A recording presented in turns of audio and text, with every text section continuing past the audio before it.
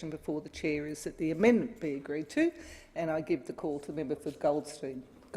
Sorry. Thank you, Deputy Speaker. Deputy Speaker, where does one begin after the address from the member for Fenner?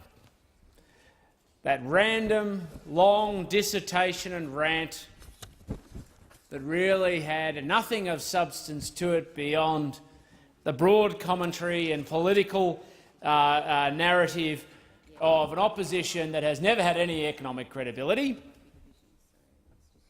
kind of ever, even under him, and he used to be a professor in these things,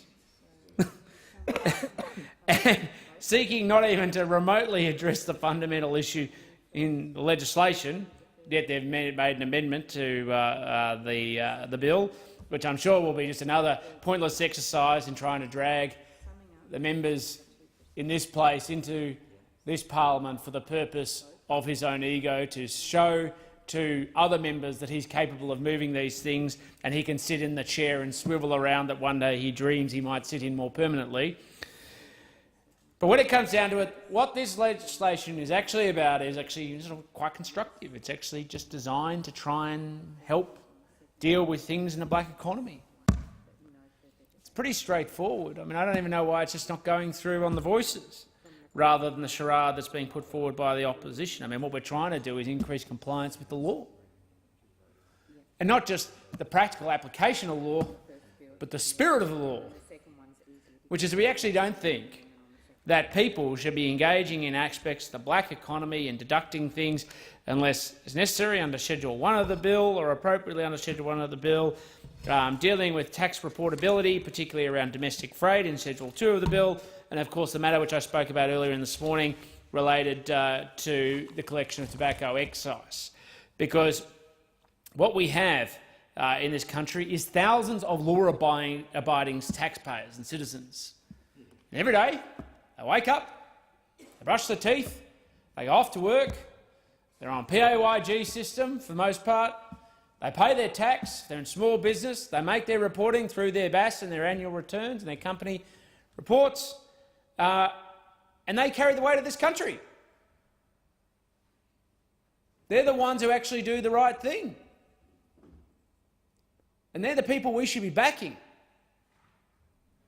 But what we should be doing is making sure that the people who don't do that, who wake up every day with their nefarious agenda of minimising— it's not just about minimising taxation, because invariably minimising taxation comes off the back of doing other illegal activity as well, though you can do it without engaging in illegal activity, or finding pathways or loopholes to try and keep more money in your pocket, which, by the way, I do understand. I'm a small tax person, Deputy Speaker, big time. But everybody has to share the obligation of carrying the burden of supporting the structure to keep our country strong, safe, united, and provide support for those people who can't support themselves. And this bill, like all the other measures in terms of the black economy, are designed to cut any loophole or any pathway where somebody can seek to undermine that degree of responsibility they have, not just to themselves, not just to their country, but to their fellow citizens. That's what this bill's about. Not about grand political posturing by the opposition or the member for Fenner because he wants to be able to get up and talk about how, apparently there's some sort of problem in this government because it inherited a disastrous budgetary circumstance, and the opposition has stopped any attempt pretty much to repair it, and that's a thing that they forget and don't like to draw people's attention to.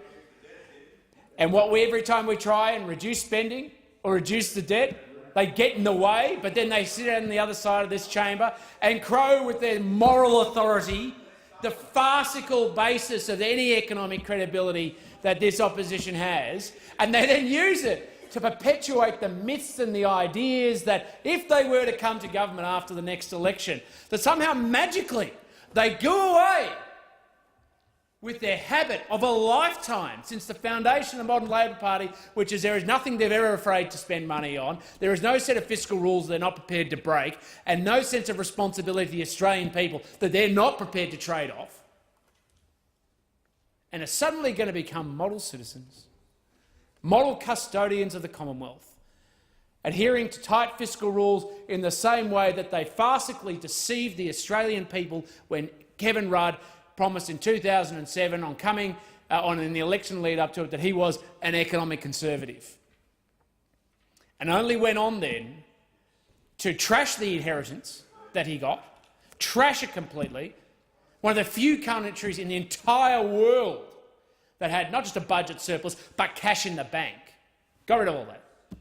Then went on and spent more money, then legislated even more spending, and then stopped at every single point any opportunity to bring the budget further back, and then had the temerity to sit on the other side of this chamber and lecture those people about fiscal prudence, as we heard from the member for Fenner, as we are hearing right now from the member for Oxley.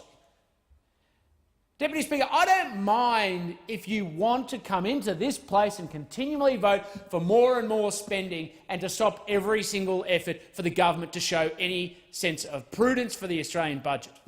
If that's your objective, that's fine. Just own it. Just own it. Just be honest with the Australian people. There are people out there who will vote for that deception, that dishonesty, that misinformation, that irresponsibility. There are people out there who enjoy it because they see the benefit for themselves. Now, I'm not one of those people. I like prudence. I like responsibility. I like to keep the taxes as best possible in my constituents' low. I like to make sure that future generations won't inherit the legacy and profligacy of the member for Fenner, the member for Oxley, the members who sit on the other side of the chamber, particularly the member for Lilly.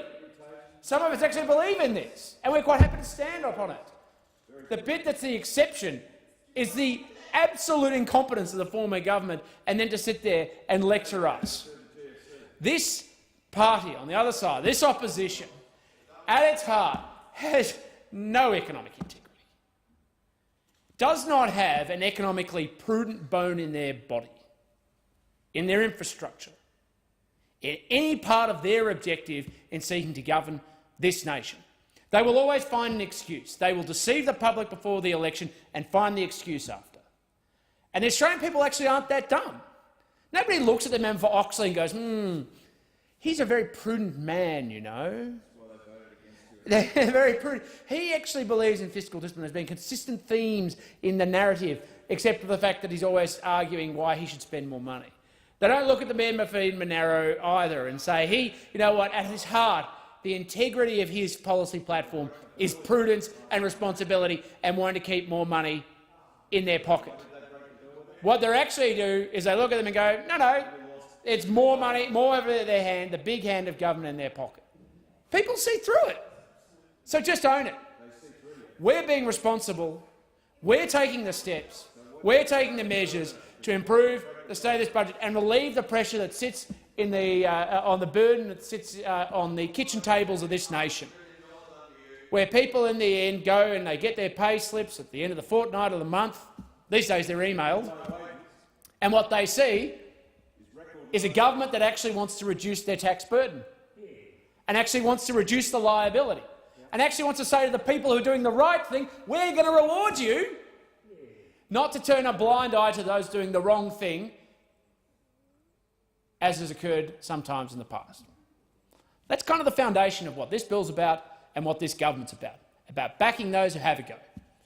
And I'm proud to stand for that, Deputy Speaker, but I'm not sure there's any pride in the chicanery and games that sit of those on the opposition. I thank the member.